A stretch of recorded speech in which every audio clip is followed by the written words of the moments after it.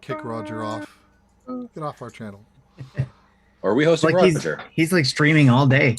Roger better come raid us. Do you know what I'm saying? If we're hosting him this long, he better come raiding us. It's still showing him. What? Okay, now I cut over. Roger, you fool! He-Man, you bumbling fool! He-Man, you boob! That's not bad. You know what I'm saying? It's not bad at all. Nice. Okay, looks like we're good. Oh. Looks like we're good. Twitch notification. No, let me refresh that again. Uh-oh. The title changed, but I didn't see video. You now I see bumbling fool! He-Man! We all good now? We all good now? Now we good. Okay. Are you gentlemen ready? Oh man, I was born ready. On your mark? Maybe it's Maybelline. No. All right. 3, 2. Welcome to Nintendo Dads, episode 337, recorded on August 5th, 2021. On tonight's episode, we talk about glorious numbers. Nintendo released their latest numbers, so we all put on our Business Justin hats and we discuss. This is what I'm wearing, a Business Justin hat. That's what's going on. So, Jesse, you know what to do.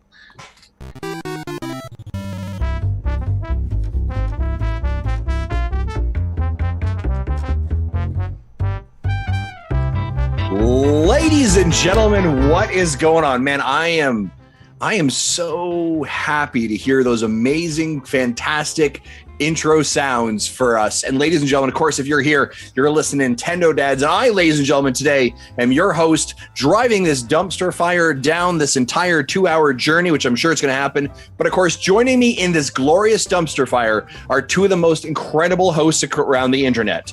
First, ladies and gentlemen, making us sound fantastic, hitting those beats and hitting the soundboard, ladies and gentlemen, Mr. Jesse Waldak. Jesse, how are you, sir? Doing pretty good. Yeah, I was hoping Marty would be here because I brought some things to quickly show off, like Transformers the movie 35th anniversary. Whoa, wow, nice. That is fantastic. What else you got? Then the limited run game Shantae Game Boy Color one. came in. Oh, I'm sorry. Hold on a second. Tim, you just have that other Transformers movie at the ready for you to yank and pull out whenever? I just had it there because I had to pull it out to see what anniversary edition this was when we were talking about it in Discord. So that's why it's close by. This is the 20th anniversary. Mine's the 35th. And then I also have the 30th. That's currently out of my reach. So yeah, this is... And I'm jealous. He's got nice steel books. That's very nice. And Shantae, yeah. Yes, and of course, ladies and gentlemen, if you are too young to have seen the Transformers the movie, and when was this, ladies and Jesse? What was this? 1987? Six. Yep. That is one of my most distinct memories of my time with my father. Was going to see that movie in the movie theater, and I was so excited. I was on the edge of my seat. We paid for the entire seat. I only used the edge. But ladies and gentlemen, nice. I didn't blink the entire time, but I distinctly remember my father falling asleep in that movie. That is one of my few memories of my father, and that is one of the things I remember. But man, that's awesome. Jesse, it's so good to see you. Thank you for being here. I appreciate it. No problem. And of course, wearing that fantastic hat, the business hat, the Justin business hat himself from Las Vegas. Well, at least that's what the hat says. Ladies and gentlemen, Timothy Alf. Tim, how are you, sir? I had to wear this awesome hat because I got it from Nick's wife. I know that sounds bad, but Nick from Game Pass News. I have like nothing to say to that. I was like, did Nick's wife gave you a leaving present of a hat? Yeah, I had to go pick her up, and drop her off, and stuff like that. So no, they needed someone to help because I live near the Detroit Metro Airport. And she was going to visit friends, so I helped her out by getting her to the airport, and because they live here in Michigan with me. So yeah. And she brought me back this Las Vegas hat, which is pretty cool. So, but now it's called the Justin Business Hat. The Justin Business Hat. Well, ladies and gentlemen, man, I am excited to be back. It's great to see you. Yeah, go ahead, Jesse. So we need to have a piece of art made and then put it on a hat. Yeah. Speaking of which, now that we've got had to unintentional segue. We had to go back to Redbubble, even though we never left. We still had them for other reasons, but we since we kind of switched most of our merch back to them, they actually do hats. Oh, did So you get a hat? We get. I have one ordered with the Nintendo Dads logo. Yep. And I can't wait to get it. Here's what I would love to see. Ladies and gentlemen in our audience, maybe you're listening. Maybe it's a Tuesday. I don't know for you. Maybe you're listening live in our Twitch chat like I see Mecha Dragon is, like I see other people as well. Maybe you're an artist and you're like, I want to draw. What does Business Justin look like? What does Business Justin hat looks like? I would love to see the submission. Ladies and gentlemen, if you can draw me a Business Justin wearing a Business Justin hat for Nintendo Business News, we're going to send you a $20 eShop gift card. All right. So first person to get that in, I got something better. Send into our DMs. Oh, Tim's going to one up me. Tim, what do you got? Instead of that, because I think putting in artwork is a lot of work. I think if the winner of whatever we decide to go with, I guess we'll probably do votes or whatever. But if you're going to do this and do a Business Justin hat or logo or whatever, they will get. What? Are you for real, ladies and gentlemen? Because if you're not watching this podcast live, you don't know what Tim just pulled out of his hand, and it was a banana. He wants to give you a banana. Not just one banana, a bundle of bananas. A bundle of bananas. A bushel of bananas. Ladies and gentlemen, what he's referring to is the Skyward Sword Joy-Cons. Yes. And ladies and gentlemen, I don't want to promise you this. Timothy Olf might sign it for you if you want him. You know what I'm saying? Yep, I'll do it right up here, right in the red. Love it. Love it. All right. So, ladies and gentlemen. Because that's a lot of work. And if you win, we'll get the community involved and get votes and stuff like that. And, who knows? Maybe there will be another prize for second place because we might be able to put it on a shirt or something. There's a $20 eShop gift card. But, ladies and gentlemen, you've heard it right now. We are running a contest with some artwork. Draw Business Justin with a Business Justin hat. And it is now going to be part of our Nintendo Dad lore and our artwork. And we'll go from there. And there's prizes, Joy-Cons, which is absolutely incredible. Oh, gentlemen, that's a show. That's a show. We're done.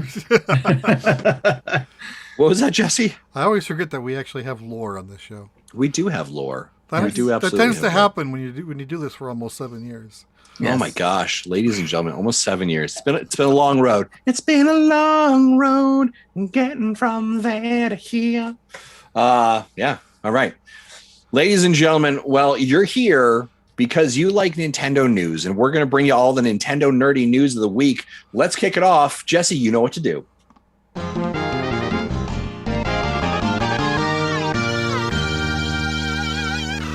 And, of course, our news is brought to us. Tim, who is our news brought to us by? First and foremost, our Patreons. Always our Patreons. Because they're awesome. Yes. Big, huge thank you to our 115 patrons who support us every single month to help us create this amazing content, this dumpster fire, whatever you want to do, to help us support this entire network of podcasts that we have, whether it's the Xbox Game Pass news, whether it is Retro Logic, whether it is Dad's After Dark, Dad Crossing. We have been fortunate because of this community to provide us the infrastructure to support these ideas and these creative outlets. And we are so thankful for you. So thank you so much for your support. If you're interested in how you can do that, head over to patreon.com/Nintendo Dads. Sign up for as little as $1 a month. The link is also on nintendodads.org. Oh, that's a good point too. I appreciate you. You. All right, let's jump into the news. It's fiscal report time. You know what I'm saying? It's the best time of the year. Yeah, yesterday I was just thinking, we haven't heard numbers yet. When is that going to happen? I'm like, that could happen tomorrow. And then 2 a.m. my time hit. There's the tweet from Nintendo's corporate account. And I'm like, there we are. There's the numbers. Ladies and gentlemen, maybe you're like, oh my gosh, the numbers are so boring. Listen, we could spend a lot of time talking about the numbers. Here's what I'm going to really quickly extrapolate. Here's like the bullet points that you need to know about the Nintendo news and the numbers. And Jesse, we can then kind of pull out what are some big things we want to talk about. Number one, surprisingly, or not surprisingly, Nintendo's not doing as well as they were last year this time when there was a pandemic and everyone was stuck at home. However, they're still doing well. Just comparatively to last year because of a pandemic, not nearly as well. Yeah, last year was an unsustainably good year. And Correct. I think they know this. You know, their messaging, they spelt that out without spelling it out. I don't think their shareholders don't know it, though. Why is that, Tim? I'm sure we'll get to that in the notes. Fair enough. All right. Interestingly enough, this is actually the lowest selling quarter in the last 5 quarters for Nintendo. Again, not a huge shock because of a pandemic. The Switch sold 4.45 million units through April 1st through to June 30th worldwide for a total, holy Dinah, for a total of 89.04 million units currently sold out there. Knocking, do you hear that? Knocking on the 90 million units sold threshold, which is absolutely crazy. Interestingly enough, this is less than 500,000 units away from outselling the combined sales of the Wii U and the 3DS. And I'm going to ballpark take a guess, because these numbers are as of June 30th. We have most likely already passed that 500,000 mark. So our next fiscal report, we will see that it is over that number as well. Yeah, they've been averaging over 1 million a month for, in a normal time frame. So yeah, I'm sure that they definitely hit it by now. Yeah, exactly. Now, as I recall, for this fiscal, or for the fiscal year, not the quarter, but for the fiscal year, Nintendo had projected about 20 million units sold throughout the year. I believe 25 million units sold. This seems a pretty appropriate on pace. We're going to know that as we come into the last quarter or the next quarter of the year, especially with the OLED model and then the Christmas season. We're going to see a lot of sales hitting into that point as well. Jesse, what else you got for this? I said we won't know what the OLED numbers look like until Q3's report in February. Absolutely. So Something we do have forward to. Yeah, we do have some time for that as well. Again, and I mean, it's interesting.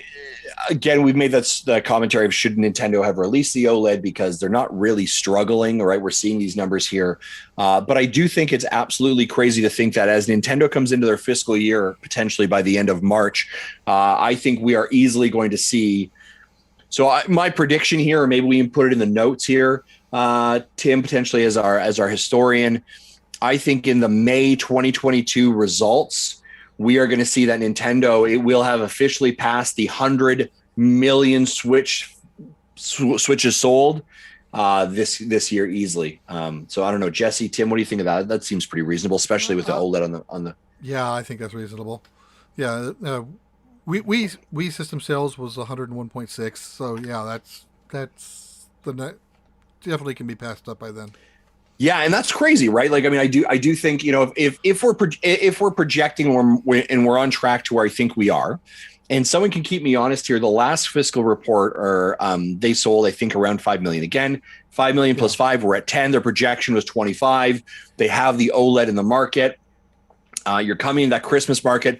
I think them reaching that other 15 million units sold within the remainder of this fiscal year, again, ending until the end of March 31st, I think is 100% easy. And I think we're going to see in, again, May of 2022, they're going to put out a press release saying the Switch has surpassed the Wii sales units. And again, just for those of you who don't know, the Wii sales units were 101.6 million units at the end. So I definitely think that by the end of this fiscal year, we are going to see Nintendo have surpassed, or the Nintendo Switch have surpassed the Wii, which is quite a huge marker. The next markers after that, or the next kind of goalpost that we're going to be looking for, is the Game Boy that sold 118.69 million units. And of course, the Nintendo DS at 154 million units as well. I think that one, if I'm being very honest, and Tim and Jesse, what do you think of this? I think that the Nintendo DS is probably, we're not going to reach that marker, I don't suspect. But gentlemen, what do you think? I think I agree. I think 154 is not likely. But the 118 by year 7 definitely is reachable. Yeah, absolutely. Considering there has never been a year 7 in a Nintendo console's life cycle before, that helps. Yeah, exactly. The only way that I think it could reach DS numbers is if they do something similar with how they released DS systems with the Switch. Yeah. And keep it in the Switch family. Yeah, and that's actually a very interesting idea there. And Tim, is how do we okay. So when Nintendo reports their numbers, it is the Switch family. Now they do report them as to say this is the Lite and this is the OG, or not the OG, they just call the Switch. They're going to call it the OLED. It'll all be under the total Switch numbers. It'll all be on the total Switch numbers. But here's a statement. What if Nintendo never changes their brand? Right. What if, and I think this is the question you're asking, Tim, is like, what if our Switch, this next Switch, the next, okay, I'm going to use a statement. No one cuss at me for this one. But what if the Switch U, right, isn't the Switch U, but we just continue to call it the Switch? Yeah, like the iPhone model. Yes, and we never, and I mean, in theory, we never change that moniker, and we just continue like the Switch brand, the Switch generation for the next, 10, 15 years. And of course, you're going to look at your sales numbers as right because you're freaking never changing it. The DS line was that way, right? That's why we have 154 million. There was the DS Fat, the DS Lite, the DSi. Sorry, remind me, did we nickname it the DS Fat, or was it ever called it? We did. I was like, there's no way Nintendo called the DS Fat. Sorry, the DS Lite. Yeah. And then the DS I. The DS Chubby Bunny, the DS, So, and then for the 3DS, there was the 3DS and new 3DS. Right. And then, of course, the different sizes. If Nintendo may not spell out generational leaps, if they do release, it might be Mark IV, it might be Mark V, but at some point, if they start releasing games that cannot be played on the 2017 model of Switch, I think at least if not them, at least the community will guard that off as a generation. Right. Yeah, that's a great point there as well. So that's interesting. Maker Dragon asks, wasn't there also a larger version of DSi? Yes, there was a DXi XL. Yeah. Nice. Yeah. I also see Easy SAZ in our Twitch chat said I had Nintendo friend Ninfrendo asks, will it be the combined sales of the Atari Jaguar and Lynx? And so great call out there as well. No, it would not. That's those were not combined sales, were they? Because Jaguar was the home system and Lynx was the handheld system. Yeah, that would be like Nintendo combining the DS with the Wii. he's just being a messer, but I love his energy. Gotcha. Yeah, love his energy there. Will it beat the combined sales of those two things together? Yeah. I see. Yeah, and also Virtual Boy beat those. Right. Yeah. Fontez, I see you in the chat. Will those Joy-Cons come with no drift? I don't promise anything. You know what I'm saying? Do not make any promises there. Oh boy. Let's talk about. So I mean, those are kind of the big parts of the sales results there, at least from the console level. Jesse, anything else that we should maybe take away from that? I think we squeezed everything out of the hardware. Yeah, let's talk a little bit about software here. No big shock, ladies and gentlemen.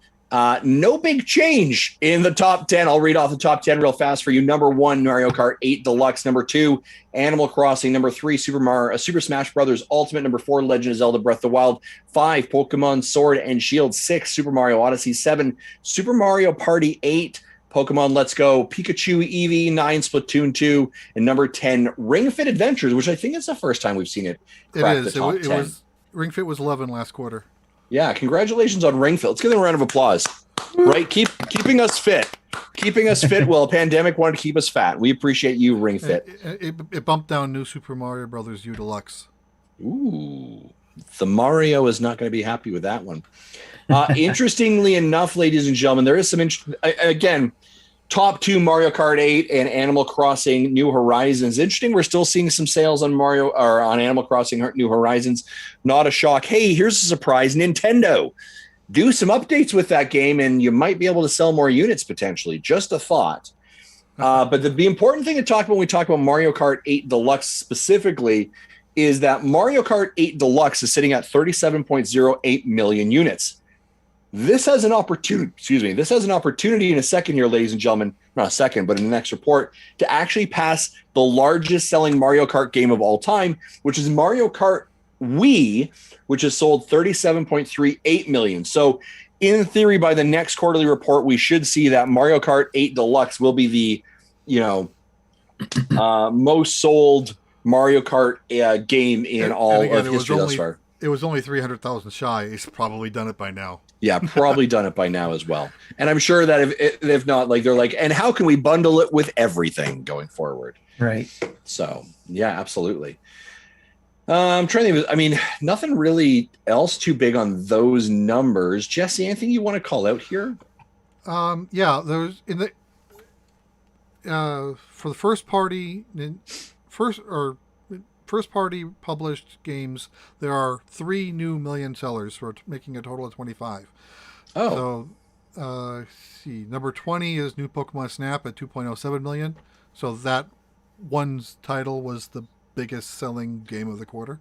That's a pretty big sale, actually. Yeah. And then, see, where is it? Miitopia 25 at 1.04. And Mario Golf Super Rush at 23 at 1.34. Now, that one's actually kind of important to know. And the reason, Tim, do you want to know why I'm kind of pulling that one out specifically? Mario Golf Super Rush at 1.34. I do like golf. But the important part was that these sales numbers are only till the end of June 30th. That game launched on June 16th. So it had 2 weeks and it sold 1.34 million units. That's because of Drew.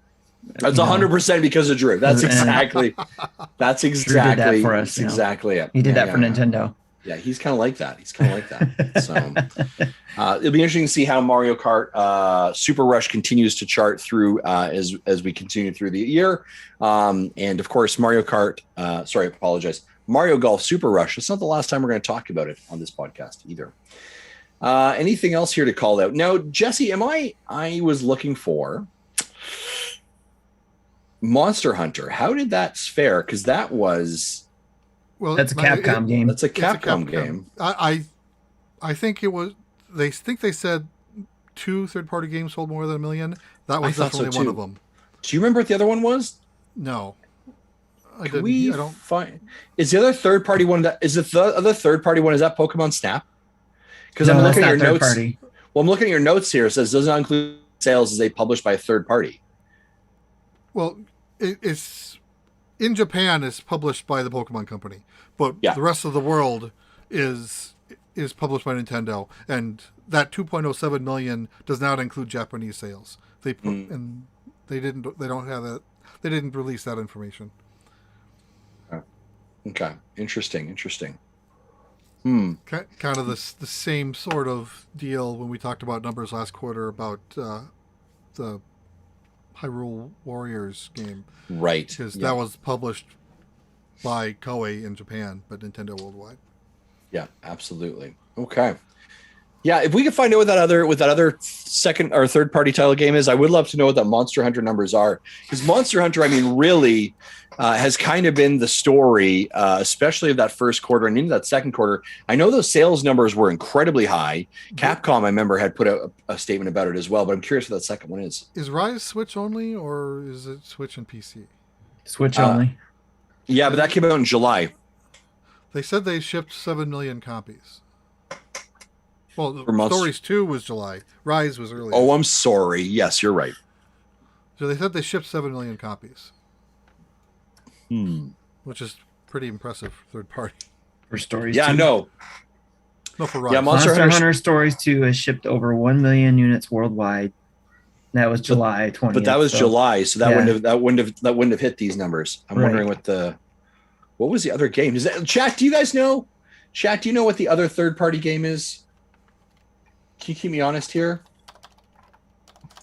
All right. While we're finding that out, let's just as a friendly reminder, why do we think Nintendo is going to continue to kind of keep this train rolling for both hardware and software? Well, I just want to run you through a quick reminder of the games that we have coming out. Now, Nintendo has provided a little bit of some information about this as well. Obviously, Skyward Sword came out in July. WarioWare is coming out in September. Switch OLED models coming out in October, along with Dread, along with Mario Party Superstars.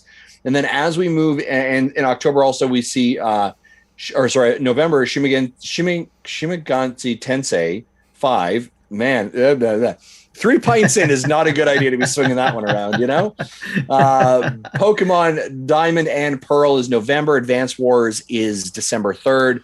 And Pokemon Legends Arceus is January 28th. Nintendo has also confirmed during their report is that we have Splatoon 3 at 2022. Project Triangle Strategy is the temporary name at 2022. Breath of the Wild sequel to 2022. And which is an upgrade from TBA, which is how it's sat the last 2 years. Exactly. And we still have, Bayonetta and Metroid Prime 4 as TBA. So we are still waiting on some more information from them. We don't have any dates. But again, these are no shocks. I mean, these are nothing that came out of the news here that really should have gave us any kind of like, oh my gosh, I didn't see that one coming. One that we missed here that Solo something brought up was the Cruisin' and Blastin' in September is also coming out then. So yes, yeah, we do see some of those definitely third-party games. The list I just ran through is first-party Nintendo games as well. Yeah, and Cruisin' is Nintendo. Is it? Yes. Oh, I'm sorry. I apologize, then, Tim. I will. That might be digital only, which is why I wasn't listed. Because I went on the page marked as fall 2021. There's no link saying buy from these retailers. There's also no publisher listed yet, so it's kind of a bare bones page. That's fair. Gotcha. Jesse and Tim, any thoughts on Nintendo's sales reports here? Anything shock you? Anything you want to sit in that pocket more and talk about? One of the things that I was mentioning earlier in pre-show was that how Xbox has been bragging about, there's 6 months of new titles every month, essentially. Yeah. Well, it looks like Nintendo has at least one per month in the next few months through January. Yeah. So I thought that was pretty interesting and kind of cool. We got WarioWare in September, and then Dread in October, along with Mario Party Superstars. And then you got the, I don't know if you would count the Shin Megami Tensei. Yeah, the Tensei game. Shin Megami Tensei. That's gonna be a soundbite surely soon. Shin Megami Tensei. Yeah, that one's a weird one. It's being published by Atlas in Japan, by Sega in North America, and by Nintendo only in Europe. Yeah. Yeah. So, but there's two. That's 2 in November between the Tensei game and Pokemon games, and then there's Advance Wars in December, and then the other Pokemon game in January. I am also going to say this, and I know again, Tim, I'm throwing to you as our note taker. Okay. I do not believe that Nintendo has fully revealed to us yet what their holiday game is going to be in November. I was actually mentioning the same thing in the pre-show before you got on. Okay. There is a gap. They have not shown it yet. And ladies and gentlemen, I believe that is where the rumored Donkey Kong Country is going to land. And I believe, ladies and gentlemen, we are going to get that in the September Direct. Early September, we are going to get information about the new Donkey Kong Country that is going to go into that time slot, ladies and gentlemen. That will be our holiday game. You heard it here Come first. at me, bro. Fight me on it. Let's go. Ninfrendo says Clubhouse 2. Clubhouse 2. Get out of here, Ninfrendo. I added that along with your 100 million Switch sales by the end of 2021 fiscal year. Man, let me tell you, 3 cans or 3 pints in, and I just like to make some crazy, outrageous claims, right? I wonder what else you're going to claim here. We're only 40 minutes in this podcast. So that was what stuck out to me. It was those things that, although they're not advertising it like Xbox is, obviously, but I understand why Xbox needs to do that because they had a long drought.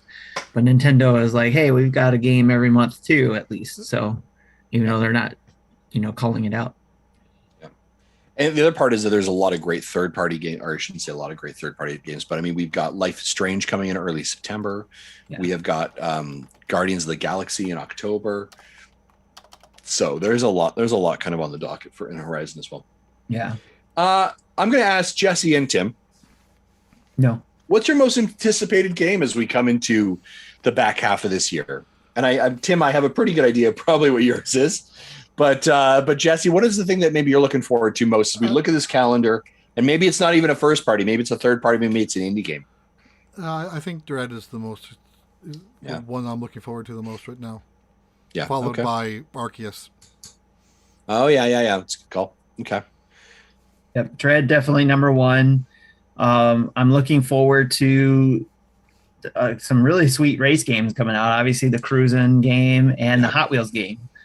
Looking forward to that as well.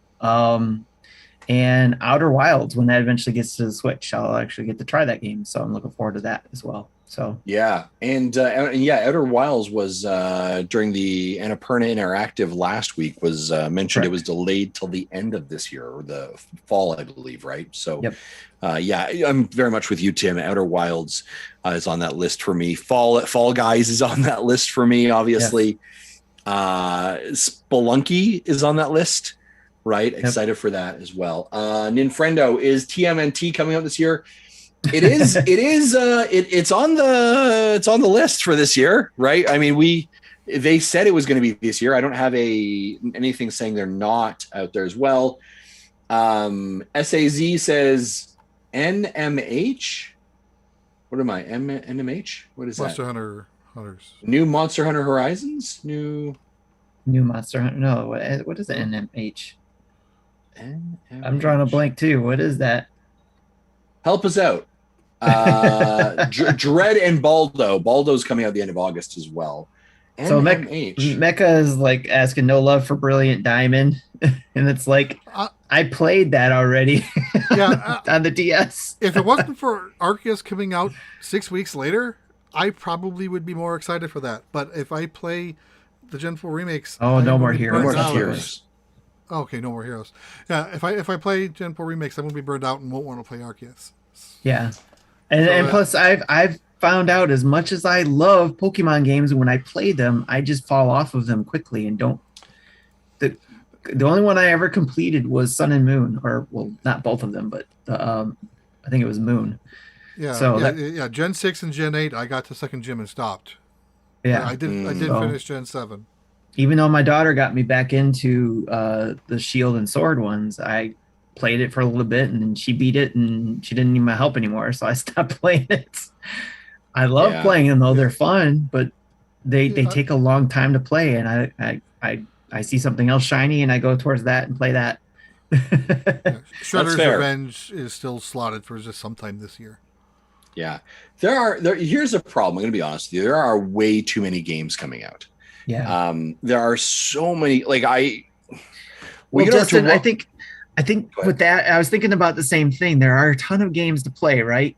But it's not, I think what we're getting stuck on, and because again, I was thinking about this before, was like, we're lucky because we can get our hands on a lot of these, right? Either because of codes or whatever. So we get to play it a lot of time, and we're not too lucky because we don't get to spend too much time on a game we may like, unless we really focus like Jesse does and, get really focused into a game. But, but if we probably weren't blessed with being able to have access to a lot of these games and we had to pick and choose, we probably would be able to get through more, even though wanting to play more. But, there's a balance between it. But it's like just trying to get an idea of what to play and help everybody else get through it so they don't have to spend their money is why we do it, right? So that's a really great point. Like, I say that, there's so many games coming out. And if we did not have, we're really blessed to have access to a lot of this content, to be able to provide it for our audience. And I think that's a great thing. But you're right. Like, how often do we really get to sit in that pocket, really, really enjoy that content? I think that's a whole different conversation that we could have afterwards for a post show. It's a whole podcast afterwards of like, woe is us for these great things that we have, but there is a challenge, right? And we'll talk about it in the post show. How's that? Yeah, post show. We'll talk about the post show. All right, we'll stop our navel gazing. It's first world problems, right? So. Really, that is it exactly. But no, you're right. There is a lot of games that people that can choose from, and that's why they can go to not just us, but other people to find out, hey, is this game for me? Yeah. Should I get it? What should I spend my money on? And really take the time to research and what they want to get into, because there is a lot of fun games to get into. Yeah, and I really hope that, and again, I mean, this is definitely a little bit outside of our regular stream here, our conversation. But I really hope that like people, you know, we have the opportunity to receive codes from developers, and so our objective with that, when possible, is to create timely content to put out to our audience, whether it is a first look, a let's play, or talk about on a podcast, to inform our listeners, right? So if you're like, man, this game really interests me, but I'm kind of on the fence about it, I don't really know. Our intention, or my hope at least, with whether it's us as the host of the show, or whether it's the content creation team that we have behind the scenes that help with those videos as well, who do amazing work, that you can say, I'm going to go to the channel, I'm going to go to the podcast, and I'm going to say, have they played this game? I'm going to listen to those opinions, I'm going to watch a let's play, and I'm going to make educated decisions, hopefully with that, about where my dollar is being spent, right? And so that's our intention with those kind of things, hopefully. But it is challenging, right? Because it's like, you don't really get to sit in that pocket sometimes. So again, a little bit of probably, that's where it falls with those longer games too, where they take a little bit longer. They tend to get interrupted. like Cris Tales is one on my radar that's been out for a few weeks. And I heard it's not short. I heard it has the beefy. And I just haven't had any time to look into that. Right. Yeah, and Jesse, I'll talk about it today in our what we've been playing. And I've put talk about it, but I've put in about 8 hours in that game. Yes, that's right. I've put 8 hours into a JRPG. What world are we living in right now? So that may be an indicator for what I think of this game. But we're going to come back to that obviously later. Let's break down some other pieces of the news that maybe you need to know about. Ladies and gentlemen, today it was mentioned that the first Mario Golf Super Rush update is live. And as a matter of fact, is live right now. Version 2.0.0 adds a new mode, which is ranked match. And if you get a ranked A- or higher, you will get to choose from different characters for Yoshi. They've also added a new character, before you move on. I found out reading more verbose patch notes that every month there'll be a special character that has an alternate skin if you get A-. It isn't just Yoshi. Yoshi just happens to be this month's reward. This month's. Okay. There is another new character added, which is Toadette, which, by the way, looks super cute in the promo video. Uses her like pickaxe as a golf club, looks pretty good. And a new course, which is New Donk City. And I'm excited to see how New Donk City fares into our Mario Golf tournament that we're having in our Patreon Discord. I'm curious to see if Drew's going to use that as well. And improved motion control. So that's the 2.0 patch. This is very similar, again, ladies and gentlemen, to what we saw Camelot do with Mario Tennis Aces a couple of years ago. Again, I think that was also when they introduced like different skins for Yoshi or different colors as well, different characters and some new courses. So this feels a little bit, I mean, it's exciting that they've made the update, and the update is, 6 weeks past when the game launched. I don't know. What do you guys think of this update? We're still playing golf, yeah? Yes. Occasionally. Yep, I still gotta do week 5. That's really what's drawing me to the game, is to still play with my community. That's exactly it. I think that's what drew me with the 3DS World Tour one. It was, when the community got involved, it was like, yep, I picked it up. And we were doing the tournaments then, and then when more of the community got back into it later on, even past its life cycle, we all broke it out again and started playing on the 3DS. So I think that's why it's more fun, especially when they keep adding these enhancements, and hopefully more like the tournament stuff. If they add that like they did with Aces, that would be pretty cool. Yeah. New Donk City is a par 3 course. Every hole is a par 3. Oh, is that? Okay. So I know for the week 5's tournament, I still have to grind up a character's clubs. So I might use New Donk City to do that. Yeah. Is New Donk City locked behind anything, or is it automatic access?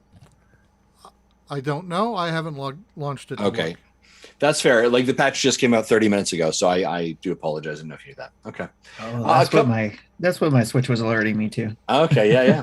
A couple game release updates that we should make you aware of. North American physical version of Doki Doki Literature Club Plus has been delayed to September 21st and was originally supposed to be released on August 31st. The European physical version is planned for September 24th. I also want to say just a quick note here. Tim and Jesse, I listened to and with Matthew, your bonus episode of Doki Doki Literature Club, the kind of spoiler edition. And I got about 20 minutes through it and I said, no, we're not doing this. This is not it was no disrespect to your hosting or your edits or your notes. I was like, nope, this is definitely not the game for me. I definitely understand this very quickly. Yep. I felt uncomfortable listening to the conversation decisions that Tim had to make.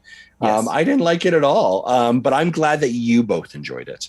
And also, ladies and gentlemen, if you enjoy those kind of like spoiler-free casts of games where we talk completely exclusively about it and open up the gates, let us know. You mean spoiler-filled? Spoiler-filled, yeah. Send us a message. Let us know so that if that's what you want to talk about, we can do that. I know that, Jesse, I think you were just finishing off Skyward Sword recently. I think Marty finished it off.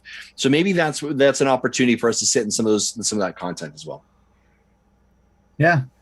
Yep. I thought Jesse did a really good job to it as well. I even we could have gone as far as doing a YouTube version of it. The way he did his slides was really cool. So, nice. But it was just a podcast version. And I did have a few people reach out and ask for read rights to that slide deck. Nice.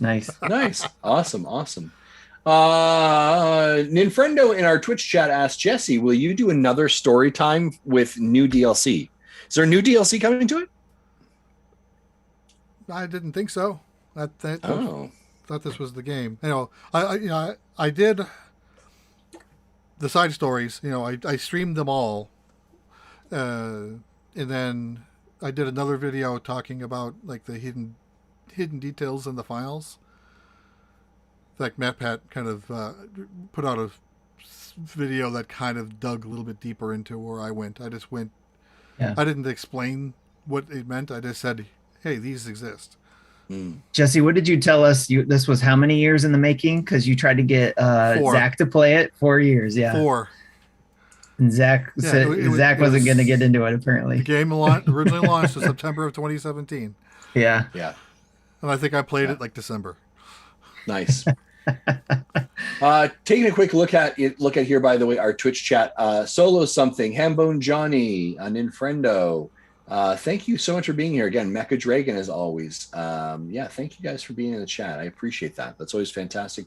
Good to see you. I always love when our community shows up. We got 12 viewers right now, as far as the stats are showing. So it's cool. Hi, everybody on Twitch. Yeah. I don't know how many is on YouTube because I can't see those numbers. But Restream is telling me 18 right now, but it lies.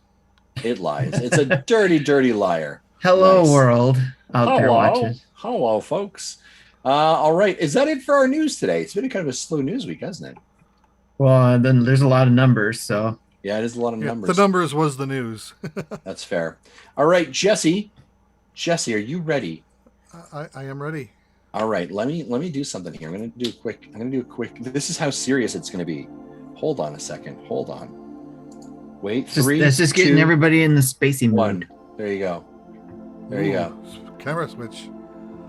And let's go to our ad. Attention listeners across the galaxy, all the way from Australia to Houston. Do you have a pube problem? If so, our friends at Manscaped have cleared you for takeoff with our 4th generation and brand new Lawnmower 4.0. Kick your pubes to the next planet with the Performance Package 4.0. The orbit in your pants will feel like you're in zero gravity when you use the best tools for the job from the leader in men's grooming. Join the over 2 million men worldwide who trust manscaping and get your rocket ready for takeoff by going to manscaped.com for 20% off and free shipping with the code NINDADS. That's right, NINDADS, NINDADS at manscaped.com. And let me tell you, ladies and gentlemen, maybe you're like, hold on a second. I've heard about the Performance Package 4.0. Why are you doing this ad read again? Here's why, ladies and gentlemen. This is very important because get ready. Ready for an out-of-the-world experience, fellas? Because let me tell you, look no further than the Performance Package 4.0 with Manscaped that has not only taken off in the US, in Canada, and the UK, but ladies and gentlemen, with the exciting news that is now available across Europe, Australia, South Africa, and Singapore. So if you have been in countries where you cannot receive Manscaped and you cannot receive the Performance Package 4.0, it is now available to you and lifting off. And I know we've got listeners in Europe. I know we've got listeners in Australia. They've been hitting me up in the DMs with saying, Justin, when is Manscaping coming to my country? Well, ladies and gentlemen, it is now available. And of course, get 20% off and free shipping with the code NINDADS at manscaped.com. That's 20% off and free shipping with the code NINDADS at manscaping.com for a clean trinity and beyond. Your space balls will thank you. You know, that's us working hard for our peeps in, you know, Europe and Australia, you know, to get them the, you know, this code to work in their neck of the woods. Yeah, exactly. We're like, look, we are not going to continue these ads unless you make them available for our audience. Yeah, that was exactly what I said. That was exactly what happened when our Manscaping rep reached out to me. They were like, can you do it? I said, listen, I am not going to do this unless you can ensure that the 4.0 package is going to be going to Australia, to Europe, Singapore, South Africa. And they're like, well, sure. If the Nintendo dads say, then look it as well. Tim, I know. And obviously, ladies and gentlemen, if you're like, what is going on?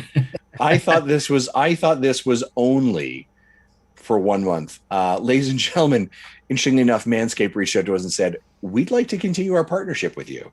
So they are sponsoring our show for the next several months, actually, and that is a really cool. And we're very honored to that. We're very honored. Yeah, it's and again, I know it's a family friendly show, but I do think like these are products that I think our audience would like. I look at it this way: the children know that their mom gets things to help take care of herself. Well, now they know that dad has to get things to take care of himself. Yeah, so, exactly, right. And those things, and it doesn't have to be the trimmer. It can be the other things like I talked about. I have the plow, which is the single razor that I use on my face. It's not meant for anything else but the face. Yeah. So I use that, and I love it. And I also got the body wash that we talked about in pre-show. I got that. Yeah. And then the deodorant, excuse me. Yeah. So my wife said to me recently, and ladies and gentlemen, for those of you who didn't know, I recently turned 40. I'm in the car and I'm driving, and my wife turns to me. She's like, do you have ear hair right now? Do you have ear hair? And I was like, you do that thing, you can become self-conscious. You're like, I think I do. Mm-hmm. Well, of course, Manscaping has a tool for that as well, right? And it's about just kind of keeping yourself, as we grow and we grow older, kind of keeping ourselves, taking care of ourselves in the proper ways, right? Making sure we have the right stuff as well. So, ladies and gentlemen. And it's thanks to the Patreons, because we brought it up to them in our Discord, and they were like, go for it, do the ads, so we appreciate them.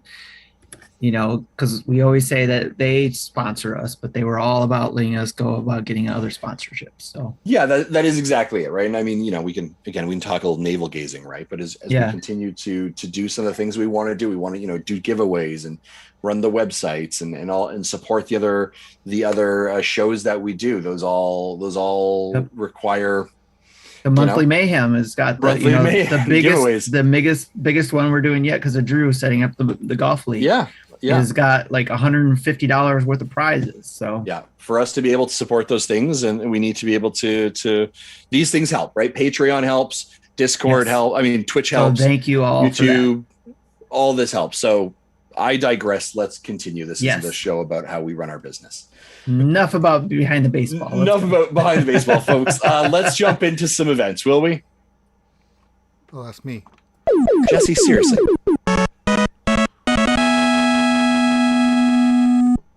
I know you got a new soundboard. I know you did.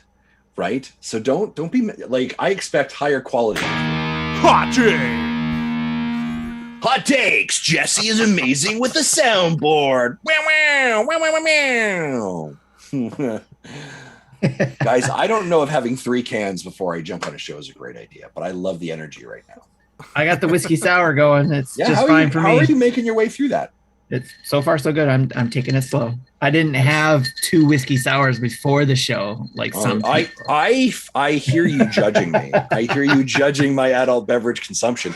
This can is done, by the way, and I'm not going to lie to you. I'm very much contemplating getting a 4th can, but I feel like that's going to really derail the show. That's for post show. That's for post show. Jesse, what are you? By the way, what are you drinking, Jesse? Dihydrogen monoxide. Awesome. That's awesome. So moving on to our events section. That'll get you going. Ladies and gentlemen, starting tomorrow, if you're listening to this podcast, the 23rd, holy snap, 23rd Maximus Cup featuring the Legend of Zelda Skyward Sword HD theme occurs. It will run from August 6th to August 9th. Are you guys do you guys jump into when these things come on? When I remember. Yeah. When I remember. Sure. I got to add it to my calendar so I remember and get notified. I want to do this one, but I'm not going to be surprised if I don't. Yeah. Nice. Well, it starts at 3:00 this morning. So, right? I plan on being asleep. Yes. Eastern time. We'll keep the show going and then play at the end, right? No. Live stream it. Come on, let's do this thing, right? Let's just go. We're you know what, ladies and gentlemen, we're just gonna roll this right into an extra live stream. We're going for 24 hours. 24 let's hours go. Streaming. Let's go. Let me call into work right now. Yeah, exactly.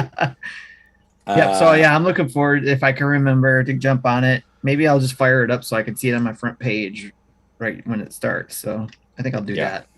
Yeah. I tend to only really when the game actually interests me. So like Skyward Sword, I do enjoy, so I'll get that one. I got the golf one. They did one, what was that? I think the Miitopia one. I was like, no, I don't care for Miitopia. I'm not going to get that skin. Yeah, those are the 2 I missed, the Miitopia and the golf. Yeah, there was one other one I missed I was upset about too. I can't remember what it was. I'm not overly worried about it. Guess what, ladies and gentlemen? Here's what's going to happen. You want to do your notes again? Here, we can do notes here. Oh, geez, Pete, let me get. I know. I'm sorry. I'm all over you today. I'm just being needy. I didn't post it yet, so I'm just adding onto the notes. In like 4 weeks after a Wario drops, you're gonna have a Wario skin in Tetris 99. And by the way, there'll also be a Metroid skin in Mario 9 or Tetris 99, and a Mario Party skin in an MA themed one. Yeah, like this is how they do it. After every one of their game releases, about 4 to 6 weeks later, you will see a Tetris Cup because they want to remind you the game exists. Yeah. I digress. I'm putting it down. There we're in 4. Actually, I'm just going to say, I'll say starting in 4 weeks. Starting in 4 weeks. In 4 weeks, there will be themed skins for Tetris 90. See, I can't even talk now. For Tetris 99. Tetris 99. Oh, Tetris, you dirty game, you that Tetris. Represent each new game in the coming months. How's that sound? Yeah, that sounds accurate. Starting in 4 weeks, there will be themed skins for Tetris 99 that represent each new game in the coming months. Yeah, that sounds about right. Because you named all of them essentially that are coming up in the next 6 months. yeah, I did. That sounds like me. Yeah. All right. Well, I think that's up for. We got something else next that you can, go get your 4th can of beer if you wanted to right now, right? Yeah, I'm looking here. Sure. Here's what we're gonna do, ladies and gentlemen. Okay, hold on. Hashtag poll. Should Justin drink more? No, don't put that on there because Twitch might take us down because I don't think that's allowed. Okay, hold on. I'm just going to put down drinks. Yes. No. Start poll duration. I'm going to give you says apple juice. I'm going to give you 2 minutes. It's starting the poll right now, Twitch. Let's go. What do you got? Show me. Should that be while we do the Jesse's Pokemon? Darn right it should be. Darn right it should be. Okay. Jesse, so I'm giving you 2 minutes. Go. All right. Oh, you've got an overlay for this too, don't you? I do. So, I'm excited. So every Monday in August for Pokemon Go, we'll have a one-time purchase bundle for 1 Pokecoin containing a remote pass and other items. 5-star raids this month. Dialga will continue to be the raid target until August 6th at 10 a.m. After that, Palkia will return as the raid target for the next 2 weeks. Starting on the 20th at 10 o'clock, an event that will feature Pokemon from the Galar region will put Zacian in place as a legendary target for the next 6 days. Finally, Zamazenta will be the raid target starting on the 26th. Wednesday's 6 p.m. raid hour will continue as normal, except for Zamazenta's raid hour will be on Monday the 31st instead. Additional Galarian Pokemon that'll be in the wild starting on the 20th will include Skwovet and Wooloo in the game for the first time. Galarian Darumaka. 7-kilometer eggs will hatch into one of 7 possible Galarian form Pokemon. Galarian forms of Meowth, Farfetch'd, Weezing, and Stunfisk will be available as shiny for the first time. And Phalanx will be available as an encounter reward for certain field research. Yes, 50 seconds left. All right. This is the Albertosaurus. It's got a nice fruity tart fruit ale here locally in Alberta. Nice. Well, I got a question for Jesse. Jesse, there's a lot of people that have not played Pokemon Go in a while. In fact, we had somebody in the community that said they haven't played in a while and they're picking it back up. Do you have any recommendations for people who haven't played it and starting it the first time, and or haven't played it in a long time and picking it back up? It may seem overwhelming because there's a lot more things you can do in the game than there was, say, 2 or 3 years ago. You know me, I don't like PvP, so I pretty much ignore the Battle League stuff. Right. I'll do it if I have to for an event, for a quest, but other than that, I just skip it. So if you're coming back to it, or you're coming back for playing it for the first time, I say just start slow, just do your walking around, catch things around you, visit gyms and stops, and then kind of slow roll from there. You'll get better. As you level up, you'll be able to get higher level Pokemon and can do more things. And then if you find a local community, normally they have Facebook groups, Discord groups, and other applications to chat with to help organize raids. That definitely helps. Because I was out of the game for a while until I found our local group, and then I've been playing almost daily for like the last 3 years. Nice. Cool. Thanks for the tips. Yeah. I think I was level 32 at the time when I found them, and now I'm 43. That's all? No. I know it takes a while for some of those levels. I know. That's cool. Well, there's the Jesse's Pokeminute. Now we got Justin. Now we got Justin's beer minute. I would like to throw a yellow flag on the play, sir. Tim, your question required Jesse to use more than his 50 seconds remaining. I see what you did there. No, that's outside of regulation. Yellow card, sir. That's out of excuse me. You can't handle the truth.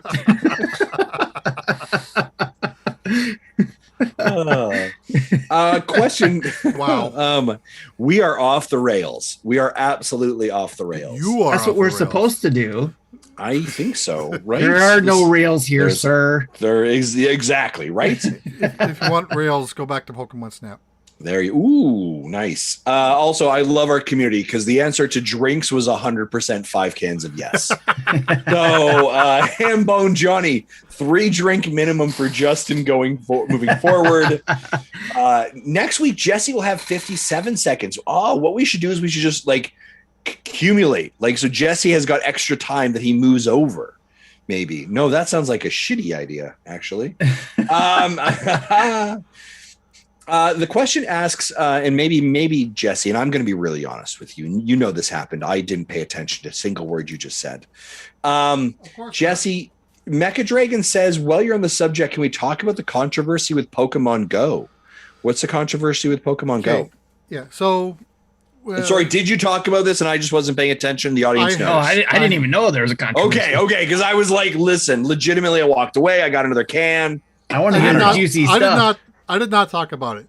But so basically, in March or April last year, as a response to the pandemic, to get more people continuing to play, they made changes to the game, one of which is increasing the distance required of a gym or a Pokestop to trigger it. Right. Yeah. So basically, if you were at home, it wasn't as far as you didn't have to actually walk as close, right? Yeah. Like I know there's at the fire station by my house, there are the gym is right in the middle of two parking lots. No matter how close you get, you can't reach it. So you actually had to get out and walk closer. Okay. But with the double distance, you could reach it from the parking lot. So, and they announced back in April that they were going to start rolling back these changes, sometime after Pokemon Go Fest. And then they said, August 1st, we're going to do it. And August 1st, they did it. And some people claim, I have no proof or scientific analysis of this, that instead of rolling it back, they actually made it smaller. Oh.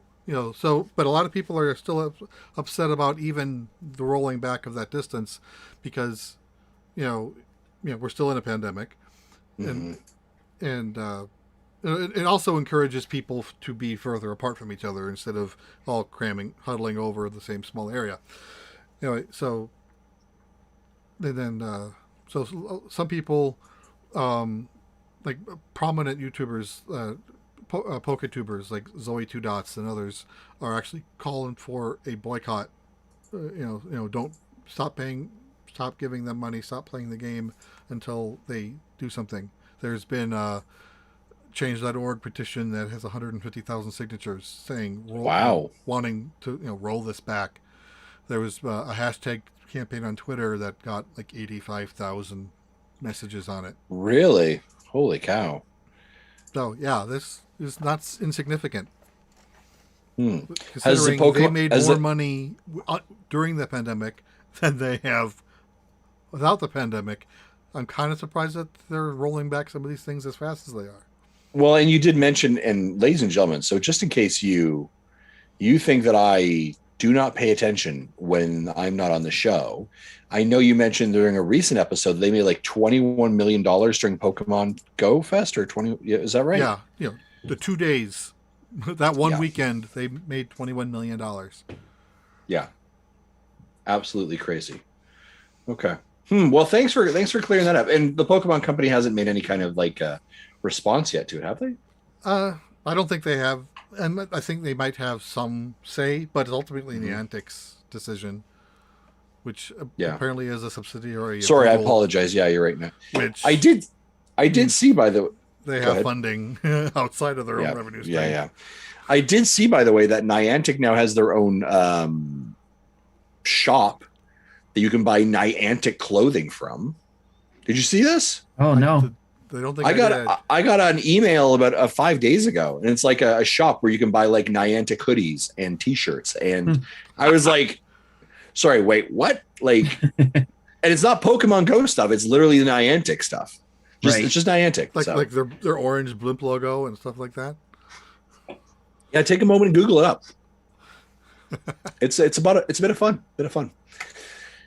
Ladies and gentlemen, that has been the Pokemon Minute, Jesse's Pokemon Minute. And it's never a minute. It's never a minute, right? We sit in this pocket for a while. We have this conversation. Man. Shop.nianticlab.com. Yeah, I told you.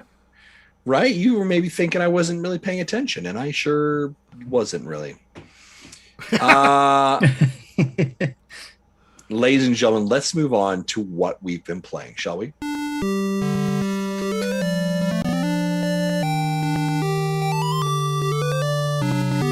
I was ready for that one.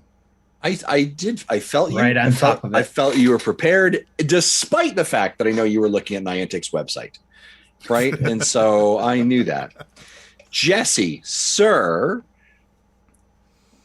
what have you been playing? Okay, I don't have a lot of games, so I I said Mario Gold. How about changing that to Mario Golf in the notes? So it works together though. Mario Gold Super Rush. Right. It's a new game there.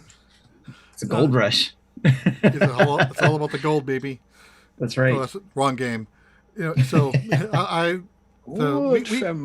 week 5 of Drew's tournament has a requirement that you have to use Boo or Toad. So it means I had to grind up a character. All right, which I'm still in the process of grinding up a character to try to get better stats and better clubs before I play to submit my score. And Drew, you didn't notice that, did you? What? I'm looking right now. It's like I'm going to what? I didn't miss. Did you know about that either? I pulled up. I was getting ready to set up this week's golf thing, and then I didn't even get that far down. Really? Play golf. Character must be Boo or Toad only. Wow. Yeah. So I played 2 rounds earlier in the week. I got it. I think he has 1,900 points now, which means I need to do like 2 more rounds to get it over 3,000 to get the 2-star. So again, as I said earlier, I'll probably use New Donk City to do that. Wow. To get a. I'm so behind on it. I've been using Bowser this whole time during everything else. Yeah, me too. Darn it. I think I've been using Yoshi for most things if I wasn't using my Mii. Yeah. Here's the thing. I'm cursing out Drew right now. I love Drew. Drew is amazing for doing this for us. Yep. Thank you. But darn it, Drew. And of course, we're probably going to see a New York City with Toadette match coming up soon. Yeah. So I need to get in there. I'm going to start grinding and get ready for the rest of this other half of the tournament. So knowing he's going to be throwing some curveballs. But sorry, Jesse, go ahead. Anyway, so that's what I plan on spending some of my weekend doing, is finishing that up. The score has to be submitted by Saturday night, I believe. And then I've been putting more time into Skyward Sword HD. I think I'm like at 39 hours. Wow. I am in the end game. I'm in the final dungeon. I have collected every heart piece. I've done every side quest. I have collected every gratitude crystal, and I don't think I've ever done that in previous runs. So this is like the first time I'm 100%ing that game. Mm-hmm. Nice. So are you super enjoying it? Yeah, I am enjoying it, which definitely helps encourage me to get 40 hours in, because if I'm not enjoying it, I usually have to put it down after an hour or two and walk away from it. And are you playing motion control, or are you playing stick? I am doing motion control most of the time. Okay. I did have to switch to button controls doing the pumpkin mini game. Okay. And even then, I barely passed it. Like I literally got 600 points exactly at the 0 on the last pumpkin thrown when the killer hit 0. So I'm like, I'm never doing this again. And I had the same reaction earlier today when I got on the minecart race. You have to get under a minute 5, and I got a minute 5.7, a minute 5.4, a minute 5.3, a minute 5.06. That's 4 frames. That's 60 frames a second. Wow. A minute 5.01. 1 frame. I was so upset, but I finally did get it. I got like 104.79 or something like that. That's great. Yeah, that's great. And I know that Marty has finished the game as well. So I'm, hopefully, Jesse, maybe there's an opportunity for you to finish off, and then Marty and you to have a bit of a conversation about it as well. Yeah, I know Blanco also, he finished a story. He didn't 100% the collections like I did, but he's we might be able to get him involved in that too if we do. You probably get Matthew involved again too. Oh yeah, because he had the game 100% finished in like a week. Right. Wow. That's great. Okay, good stuff. Tim, let's head over to you. What have you been playing? I see you got some Nintendo and some non-Nintendo. Yes. And I'll say this in regards to Skyward Sword. It's one of those games where I want to play it, just like the Pokemon games, but because of how long it is and my life right now, I cannot play games like that without losing, interested in it or dropping it and then not finishing it or something like that. Yep. So unfortunately, I kind of have to get it secondhand, how it's going and stuff like that from everybody else. So, but eventually one day I hope to be able to play it. But anyways, yeah, and the Nintendo game that I've been playing is, again, still GTA 5. I think I brought this up a couple weeks ago. I've been playing it online with Sam, and it's actually, I'm having a lot of fun with it. We're not doing any of the crazy stuff like the single player game type stuff. He might be, I think he is a little bit, and he's enjoying it because, what 13-year-old wouldn't love being able to do some of the things you can do in a GTA game. But he's actually not as interested in the single player game as much as the online game. And he loves being able to play the online game with me and his sister. Now, his older sister, Sophie, she's been playing longer than he has. She's 16, and she's up there in the levels, has millions and millions of dollars in the online and all that kind of stuff. So she goes on with him every once in a while. But whenever I play with him, it's been actually fun because we're about the same level. I just bought like a bunker where I can actually have weapons made and then sell them and all that kind of stuff. So it's Sammy and I are, criminal father and son in the GTA world, so nice. As you should be. Keep it in the family. That's right. So moving on to Nintendo games, I played, by your recommendation, Justin, the Greak Memories of Azur. If I can say these words here. And I'm actually really enjoying it. It's a lot more fun than I expected. I was expecting, because you were talking about like almost like a Triforce type thing or Four Swords type of thing where you're switching off the characters and stuff like that. I was hoping that you would be able to play it couch co-op that way, but it's not set up that way, obviously. But it is a lot of fun playing that game. I'm enjoying the visuals of the game and the story so far, but I had to set it aside to be able to play some of the other games I'm going to be talking about too. So I haven't finished the demo. Yeah. And I may not, because we found out that it does not continue the save. Yes. So I may just leave it where I'm at and may pick that up when it comes out. Yeah, great job. It did that thing of like, yes, I am in on this game. When it comes out, I will buy it. That is it. Right? Like it's like, hey, awesome, you've got me. I will now wait. Right. So, yep. Yeah. Of course, Mario Golf Super Rush. Been playing that because of the monthly mayhem. Finished the mid-season Goomba tournament that we had to do over this past weekend. Didn't do as well as some of our players, but hey, I'm having fun with it. I'm enjoying being able to submit stuff and again, being able to see how I compare with people. And I still got to play week 5, which now I understand I need to grind a little bit before I submit my score. So Animal Crossing, I'm still playing that again. Not because of the fireworks, not because of the August updates, but because I still, after being in the game for a year and a half, was it a year and a half? Yeah, a year and a half, almost a year and a half, still trying to catch that last bug, which is the golden stag. I personally think my game is broken.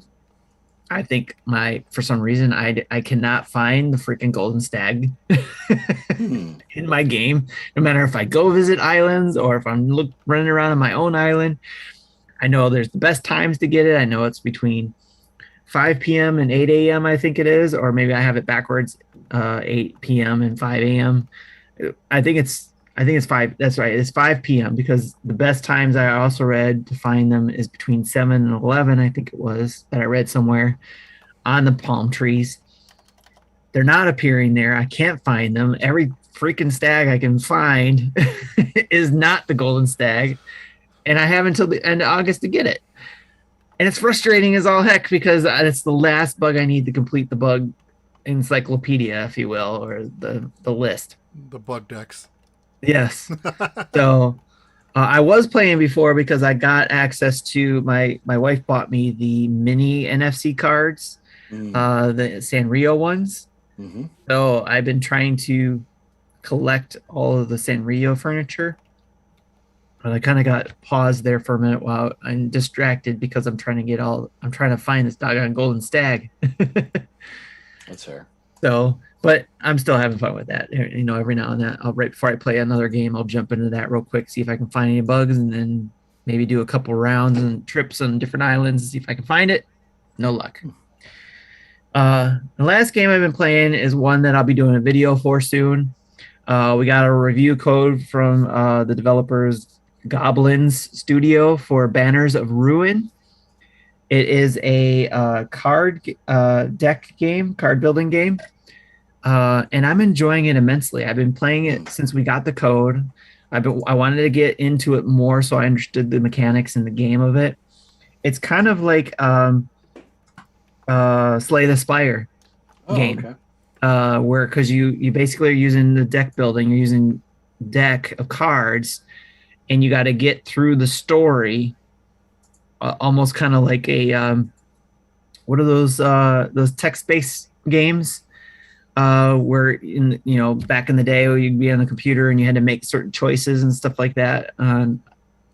Choose your own story type of games. Kind of like those things, but they were all just text. Maybe a little bit of art using ASCII stuff. But it was basically, it's kind of playing like that, but obviously more visually pleasing with the cards and all that. But you're picking your routes. You got 3 routes to pick from, and depending on which route you go on, almost kind of the same with Slay the Spire, where you can pick different paths, and depending on the paths you go, you'll get certain things along those paths, or you'll meet certain enemies along those paths. And as you go along the path, you will run into someone that's tougher than you, and you can't get past them. But you keep all the things you found along the way. So I don't know if this would be considered roguelike in a way, but you keep all the things you found along the way before you died, and then you start the paths all over again. You can pick different choices, you build up again until you get to the point where you can fight the end of that path, the last enemy. Along the way, you're building up your characters. Right now, I still only have 2 characters, but you can get up, I think, to at least 6 characters. They're all animals. So animalmorphic. Is that what I'm trying? Is that the right word I'm looking for? Anthropomorphic. Yes. Yeah. So, and it's kind of got a Game of Thrones feel to it too, where it's, that type of age to it, and you're one house or one family fighting against another family. It all comes down to family again. So, and it's, for me, I have my 2 characters I'm using is a bear and a mouse, but the mouse is like half the size of the bear. So, it's really interesting, but I'm really enjoying the mechanics of it. It's an RPG. It's listed as a strategic RPG. And it's on sale right now for $15.99 US. I think the full price is $19.99. So you can get it for at least $4 off right now. And if you enjoyed Slay the Spire, or was it Dicey Dungeons was the other game that you guys played? Yeah. This obviously isn't using dice, but this is using cards. Basically, it's using the card deck that you can build, and you collect cards along the way too to build on your deck. Don't want to forget that point. So you can constantly build up your deck, and there's certain mechanics that happen for your deck as well that add a little bit of more strategy to the game as well. So again, I'll be doing a video on it, probably a Let's Play, probably streaming it as well, because I got a little more familiar with the game, and hopefully it won't be as boring like when you first start a game out and trying to figure things out. So that's why I figured I'd wait to figure that out and do a stream probably sometime this weekend, hopefully. So that's what I've been playing. That's very cool. Awesome. That was Banners of Ruin, by the way, just to name Banners that game of one Ruin. more time. Yes. Okay. All right. Ladies and gentlemen, it has been a minute since I have been here, and I have got a list of games that I have been playing. I'm going to try and run through them relatively quickly, and I'm going to give you kind of my quick Cole's Notes version of them. How's that sound? How I feel? First, I played a little bit of Monster Hunter Stories 2, Wings of Ruin. I thought it was okay. It was very much like Pokemon meets Monster Hunter. And I enjoyed what I played of it.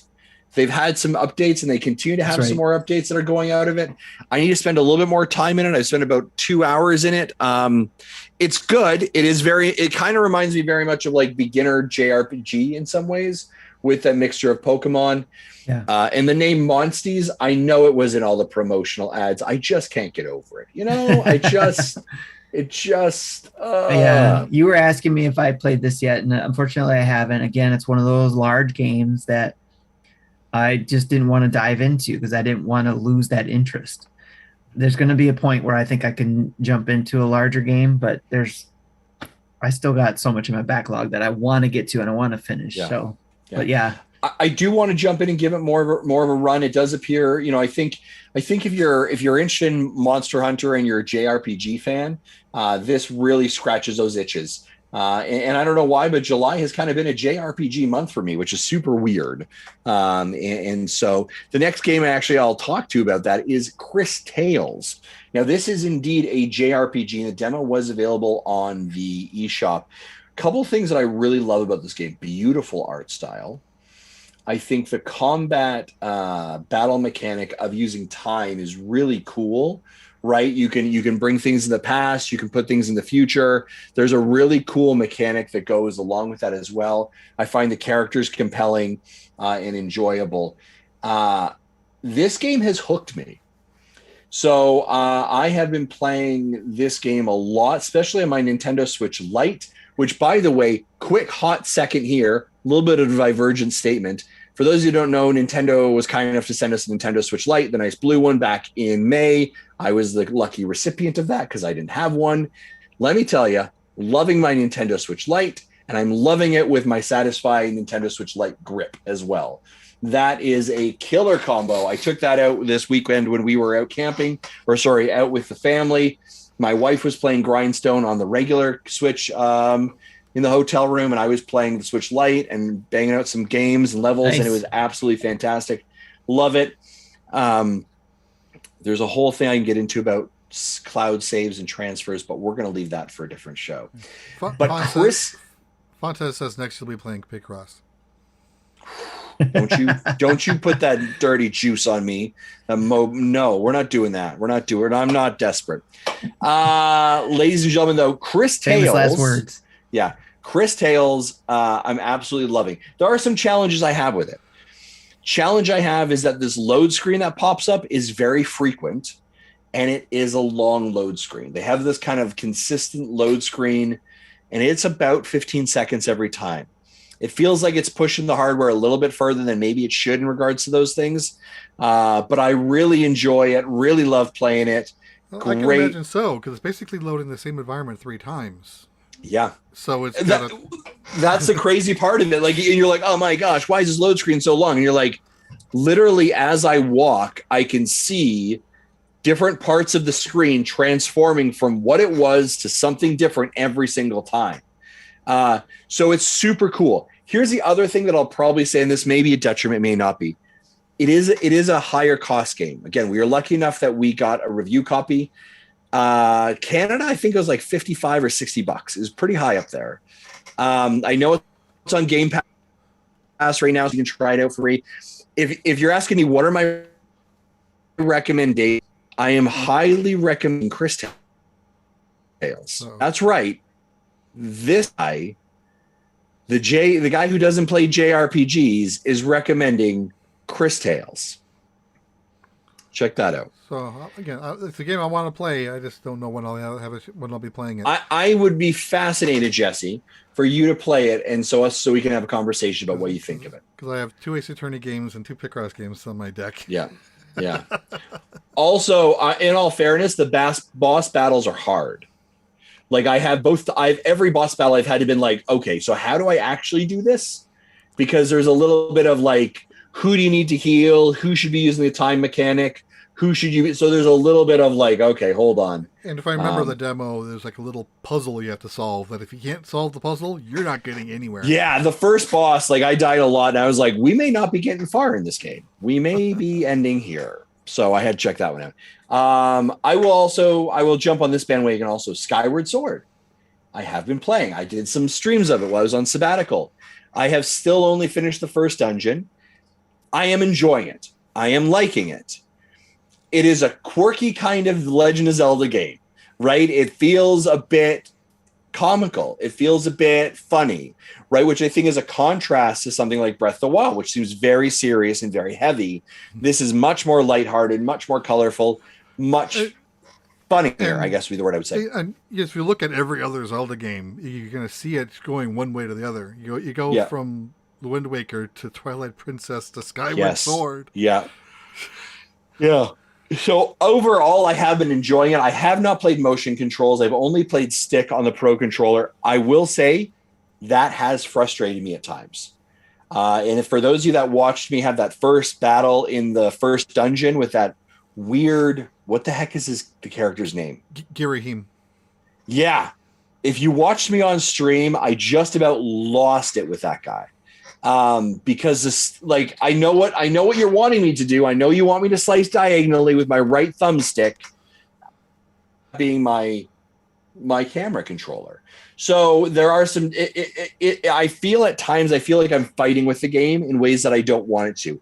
I want it to feel natural. Now, maybe I need to transition over to motion controls. I don't know, but I'm still really enjoying it. And it pains me to say it, but Marty was right. It's a good game that I enjoy.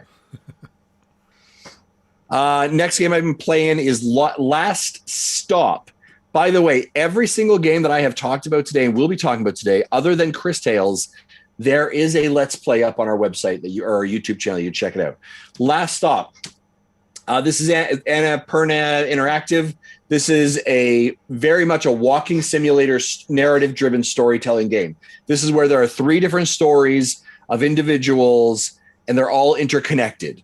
And you have to make choices in your conversation, your dialogue tree that has impacts of others. NINDADS was talking about this, and it sounded interesting. It's very cool. Yeah. Again, Jesse, head over to our YouTube channel, NintendoDads.youtube/ I don't know, whatever.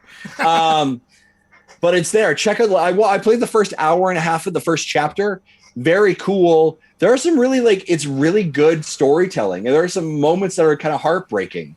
And I would definitely check it out. So that's a good one to check out as well. That was Last Stop, out now. Jesse, I'm playing Pokemon Unite. And you don't like it? I hope and you like it more than me. Yeah. I do. I played Pokemon I'm enjoying that game too. I know, it's great. I played Pokemon Unite a fair bit last couple weeks or last week as well. It's a great entry. It's a great introduction to MOBAs. I love the fact that we know the matches are only 10 minutes or however long you want to set them for. Doesn't feel overly challenging, feels approachable, feels like there is strategy. I'm going to be honest, I enjoy it. And it kind of made me think, I was like, man, I wonder if League of Legends will bring some of their stuff to Switch as well. So you been playing it, Tim? What do you think of it? Yeah, I was mentioning this before when I had it on my list of let's play what we've been playing last week, I think it was, or the week before. Yep. That it kind of reminds me of a sports game, and Jesse was like, "Well, yeah, that's kind of what MMOs are. It's kind of a team-based sports game in a way."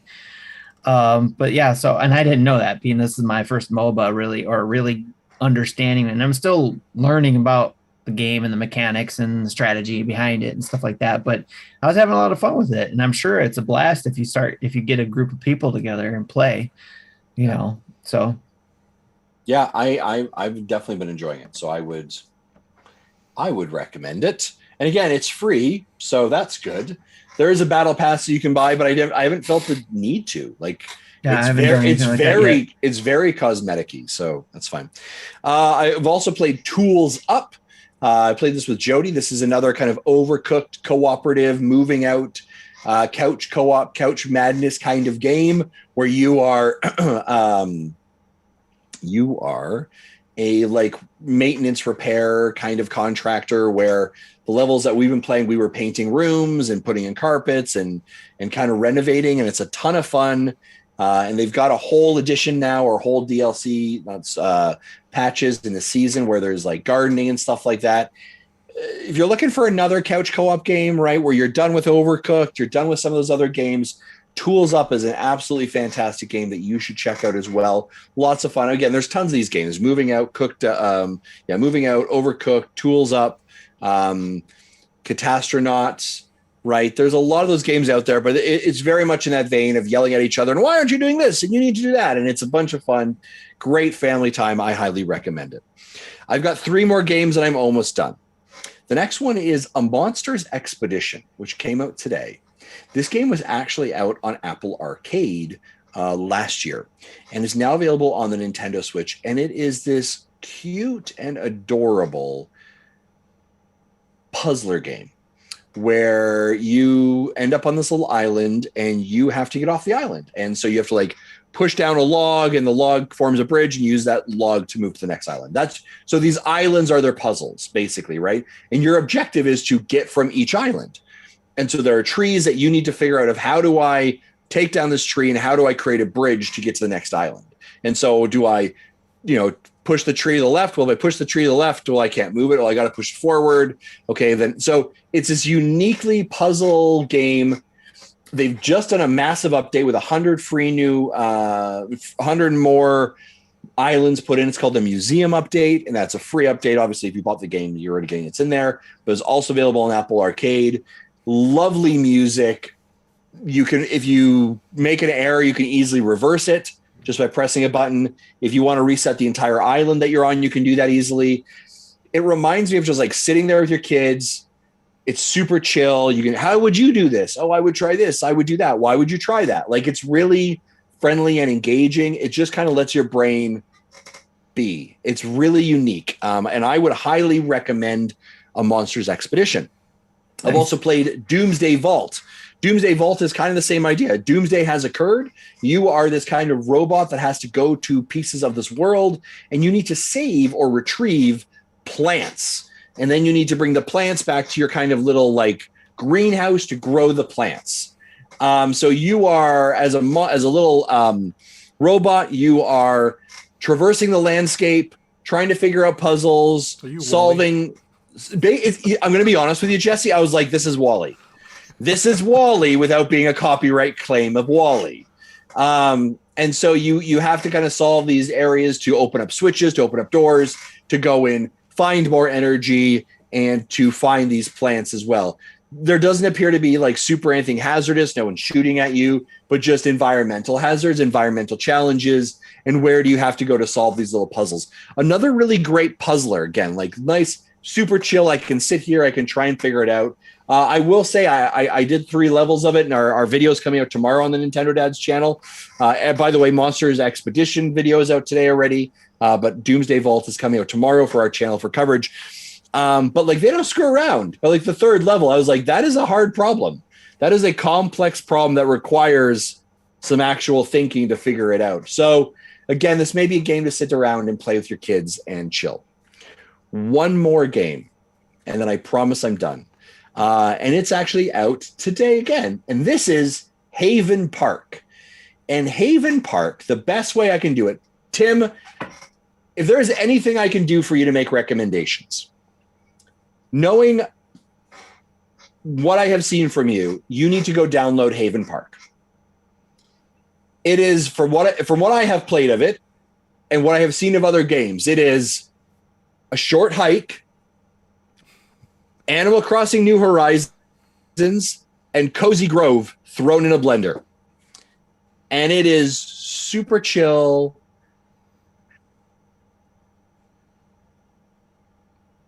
It is so chill, Justin just froze. Super. He's trying to come back. I don't know what's going on there, but he's just like frozen. Is it very chill? I'm back. What was that? All right, so Haven Park sounds like it. By the looks of it, from what I saw on the little bit I saw, it sounded like it would, or did look like it would be kind of like a game that's like you said, Animal Crossing or Cozy Grove and all that kind of stuff. And that's especially something that my wife is into, a lot of those type of games. So I'll probably have her check that out too. I wish, again, these are the type of things I wish there were demos for. There isn't a demo for this one, right? No, there isn't. But here's the Oh, I thought he was back. Yeah, I thought he was back too. One thing I would say. Wow. All right. So I will check that out, though. Yeah.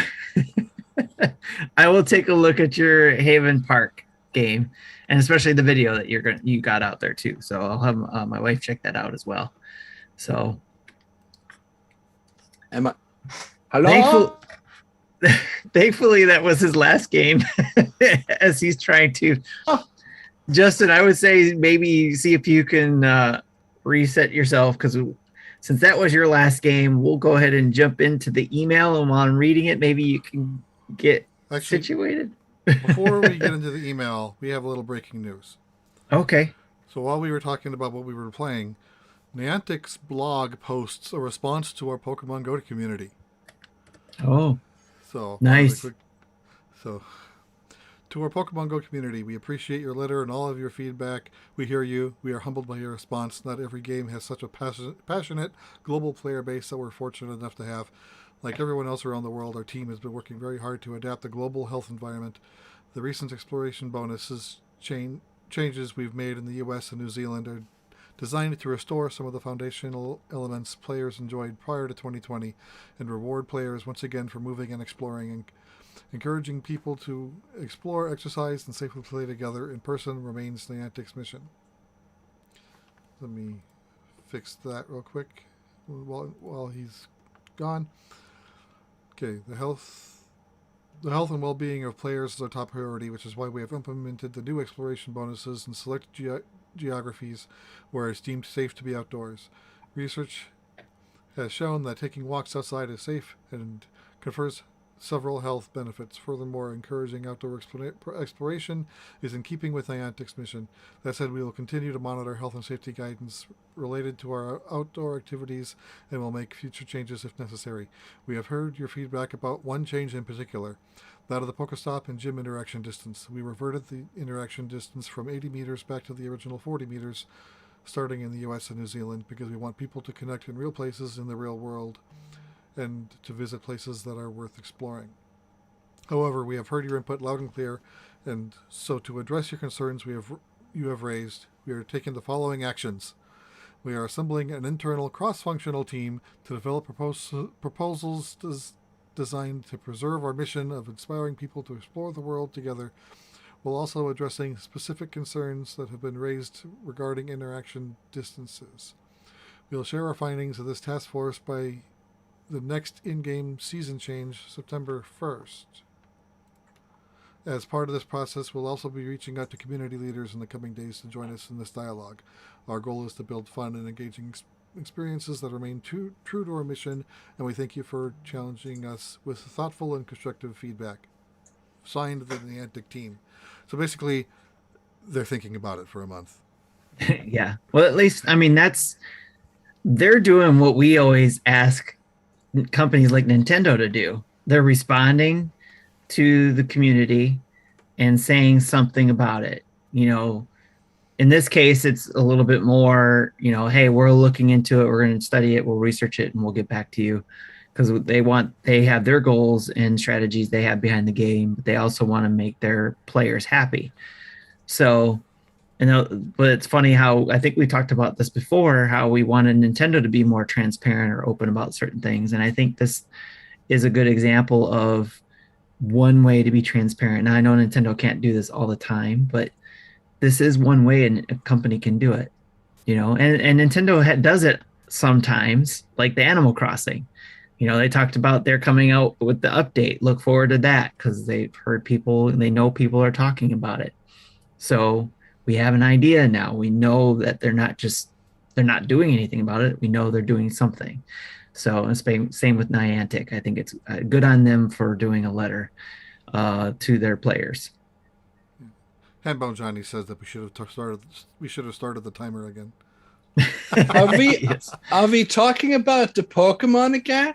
Yep. There was a breaking news that Niantic posted a letter in regards to the controversy that we were talking about earlier. Oh, okay. So that's what he was reading about.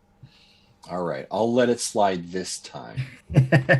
So is there any last minute things that you couldn't get out in regards to Haven Park beyond you suggesting that I take a look at it and my wife take a look at it because of our history of games like that. It reminds me very greatly of a short hike. It is a short game. It's about 2 to 4 hours. Okay. It's super adorable. It's less than $10 on the eShop. I would highly, highly recommend it. I very much enjoyed my time with it as well. Nice. So here's what I would say. I've given a ton of games that I would recommend played. I'm going to tell you what I would recommend. If you're like, Justin, where do I spend my money? I think Cris Tales is worth your look. Maybe put it on try the demo if you're really questioning it. Maybe box on Game Pass.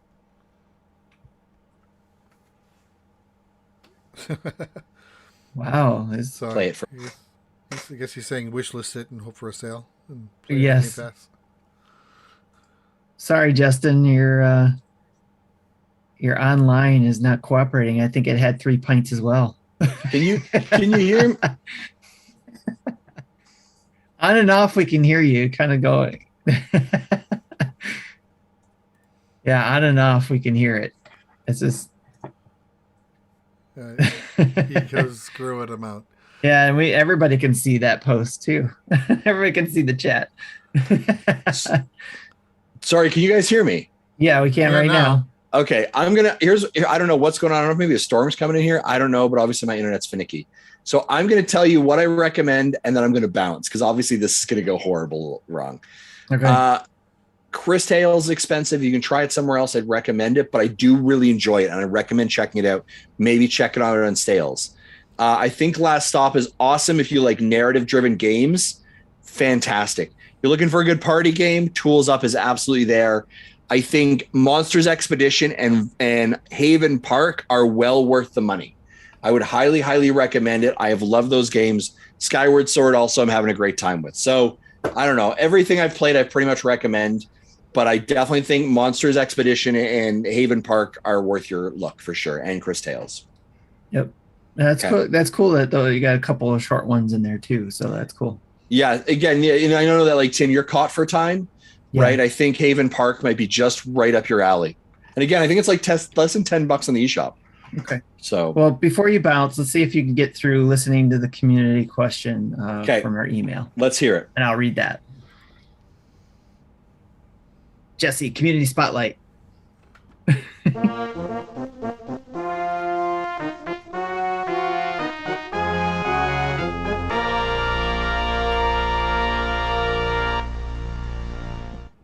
All right, and then already from the community, the Mecha Dragon was saying, I didn't know Justin was visiting Marty's house.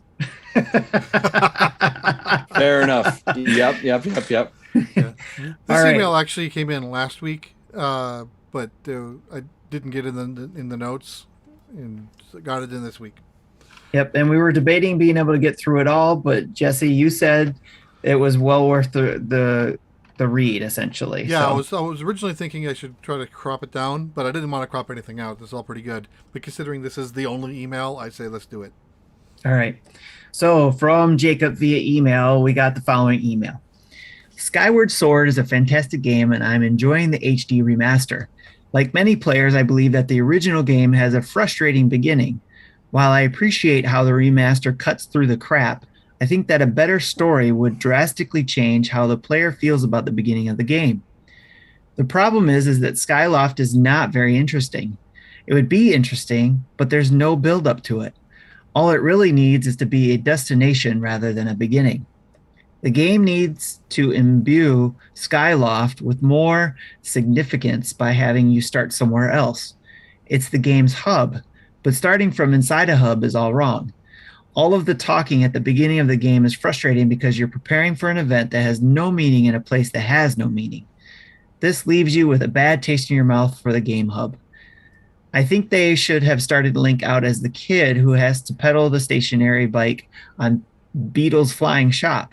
You wake up in your bed on a little island from a dream in which you've been chosen to become one of the flying knights of Skyloft. But alas, it's just another day of toil in the peloton of pain. Beetle is a fat jerk who thinks you should be grateful that he puts up with you. He he puts you on a few chores like dusting cobwebs or whatever to give you a basic waggle tutorial. Maybe he has you throw a few things around. It's all fast and smooth as it can be, but even if it's not perfectly streamlined, it's okay. The emotions on Link's face and the robbing of his dignity are enough to draw you in because you know it's going to get better for him. Then you get on the bike and set off for Skyloft. You take control of the shop for some light maneuvering to prep you for flying a Loftwing later, but most of the trip happens in a cutscene or something. In any case, you are introduced to Skyloft as a place of your dreams and boyhood fantasies. Link is pedaling furiously, and there's a little window, and he looks out and sees the awesome Knights of Skyloft soaring in formation past the shop. As he pedals, townspeople come into the shop, and he overhears talk about a new brood of Loftwings hatching. The Loftwings choose young adolescents from the town to bond with them and become theirs. They usually imprint upon one of the kids who is coming of age, but the special red Loftwing that hatches ends up choosing Link through a humorous series of unlikely events. Zelda's father, the headmaster of the Knights Academy, sees the desire in Link's eyes and knows that he takes him in. He will appreciate his training and place in Skyloft all the more. Beetle is outraged, but Zelda's father soothes him by giving him something very rare and valuable.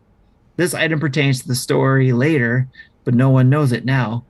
Beetle goes home, huffing and puffing on the bike, and Link settles into his training. All of it feels good to the player because Link has been Harry Pottered into the Knights Academy. I think this would imbue Skyloft with more gravitas. Walking its paths and discovering its secrets would not feel like drudgery in between the good dungeons. Flying would feel better too because it represents freedom from Link's endless toil. A few years would pass and Link would become a fully fledged young adult. He has become friends with Zelda and enemies with Groose? And the story plays out much the same from there. When we see Beetle again, he's skinny and super positive about life. He lives to pedal his bike and peddle his wares. He finally appreciates Link and is able to give him the item of great value later without resenting or reservations when Link needs it. This forges a nice bond for the other side requests related to the game's treasures. What do you think? Can a good story intro make all the difference in how we feel about game tutorials? Can players be psychologically prepared to endure tutorials by giving them a compelling reason to press on? So I like that story. I would have liked to have seen a fat, grouchy Beetle.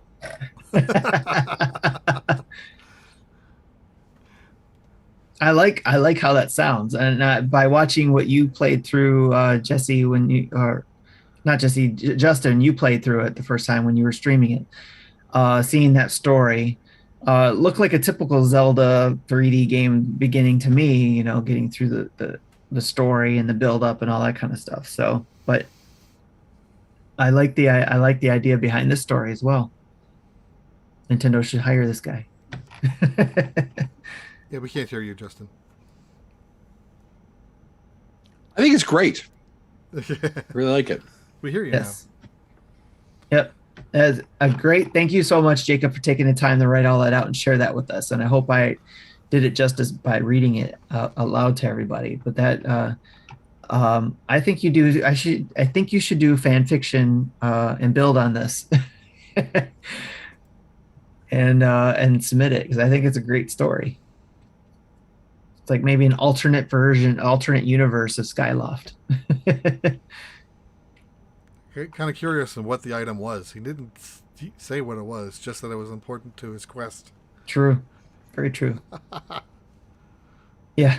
Mecha Dragon's like, are we reading fanfic? Yes, we are. Fan fiction it is. Submit more to us. We'll read it. As long as we're not pressed for time. That's exactly it. I think it's great. So excellent. So that's all we have from the community right now. At least that's what's in the notes. Unless I missed something. Nope, that's all we had. Anything in the Twitch chat we need to be aware of? Mecha says, can we write a Nintendo Dads fanfic next? You can, but I don't know if I want to read it. Of course. We did ask for like a movie trailer based on that. What we did. Yeah. A few months ago. Yeah. Yeah. Okay. Ladies and gentlemen, I'm just finishing off one thing here. Is that it? Is that really it? That was it for the community. Yep. That was it. I was trying to see if we had anything in the Nintendo Dads podcasting channel that we might have missed, because I thought there was something. But I think we're good. All right. Well, then I will not belabor the point any further. Let us 1 second here. Let us go. Okay. All right. Sorry, I was just like, all right. Well, okay. You were afraid that you were going to get the issues again on your stream? A little bit. I'm like, okay. Well, I guess we're going to go. Let's do a cheers. Yeah. Cheers, lads. Well done. Well done to you. Well done, show. Good job. Cheers, folks. Yeah. You know what I'm going to say is it's always just great to hang out, you know? Yes. It has been a while, and I haven't had an opportunity to connect with you gentlemen for a while. But thank you so much for spending time with me. Community, thank you for spending time with us. We appreciate you. We know you're busy. We know it's busy summer. You got places to be. The world's beginning to open up, but I do appreciate your continued support of us, your continued participation in our community, and our continued love. So thank you for that. Gentlemen, let's wrap this thing up, and here's how we do it. Ladies and gentlemen, thank you. Yeah, we got our music going, Jesse? Our wrap up. Just started it. Okay, I just can hear it. So yeah, it's a slow ramp up. Okay, that's fair enough. Thank you so much to our amazing YouTube subscribers, 5,610 of you. Thank you so much. We have over 1,074 followers on Twitch, and 18 of those are Twitch subs. So thank you so much for your support every single month. By the way, if you don't know, if you can sub via Twitch, you get right into our Discord, which is completely awesome. And that is amazing. You get to get in our community chats. You get to get in our golf tournament. It's awesome. Speaking of amazing things, don't forget that you get 20% off over at Manscaped using the order NINDADS. That's NINDADS. 20% off and free shipping. Ladies and gentlemen, if you are wanting to check out some of our sweet Nintendo Dad merch, I'm going to encourage you to head over to our merch store on nintendodads.org and /merch, and you can go there to get some of our amazing stuff. Big thanks to our Patreon producers, Dave Ernsberg, Antonio Contrario, and Solo something. Guys, I'm 4 pints in. I don't know anymore, right? These are our amazing Patreon producers, and we are so thankful for your love and support. Special round of applause for our Patreon producers. Thank you. Of course, thank you, to the over 115 Patreon supporters that support us as well. We greatly appreciate it. I am going to encourage you. I'm really hoping that I can encourage you here, ladies and gentlemen. If you haven't already, please head over to our YouTube channel. Click the subscribe button. Click the bell. Literally, we have new videos that come out every single month, and it's amazing the amount of people who actually are subbed to our channel, our YouTube channel, but don't actually watch our videos. We have a community creators who are putting lots of time and energy in making sure you get first looks, you get let's plays, so you can make really good decisions with your money and what are recommendations that you should be playing. So check out our YouTube channel, please. And of course, head over to nintendodads.org for all of our latest videos, tweets, and our podcast episodes. You also have links to our social media channels, our Patreon page, and of course, our Nintendo Dad merch if you are interested. Speaking of social, you can follow us on Facebook, Twitter, Instagram, Twitch, YouTube. Just type in Nintendo Dads. You're going to find us, I promise. And by the way, we've got an inbox. It's over at nintendodads@gmail.com. Send us an email. Send us some fanfic. Send us some Nintendo Dads business Justin business hat art, and you can win Joy-Cons. Holy cow. Seriously, we're doing that because that's the kind of community we have here. Again, that's nintendodads@gmail.com. Do that. Now, if you're like, I'm not into email, I'm not into social, I would love to talk to somebody on the phone. Ladies and gentlemen, this week, I am going to give you out our personal phone number to Marty Estes, and you can phone him directly He is going to be at the front desk taking your call. Now, you're going to want to dial 929-25-NDADS or 929-256-3237. Now, of course, if Marty doesn't answer, we have a voicemail. He might be in the bathroom break. He's very union. He's very all about taking time for himself. So please, please leave a voicemail if you're there as well. And of course, ladies and gentlemen, if you could do us a big favor, if you're listening to this podcast, wherever your ears are and my lips are touching them, please head over to your amazing podcast catcher of choice, whether that's CastBox, iTunes, Stitcher, Google Play, or Spotify. Leave us a 5-star review, because you do that and we can stop terrorism. That was a leap of logic. Might be, but you don't know until you try. I'm just saying. All from Justin touching your ears. Exactly, with my lips. With his isn't that something that like on Twitch streams right now? Right? Maybe not quite that. Maybe not. Yeah, all right. more stuff creeps me. There out. you go. Okay. I wonder what that would sound like if I licked my mic. I don't want to know. Please don't. Ladies and gentlemen, thank you so much for being here with us. We're back every single week. Be good, be kind, take care of one another. For myself, for Jesse, for Tim, and for an absent Marty, because he's waiting for your phone call, take care. Bye-bye. Night, peeps.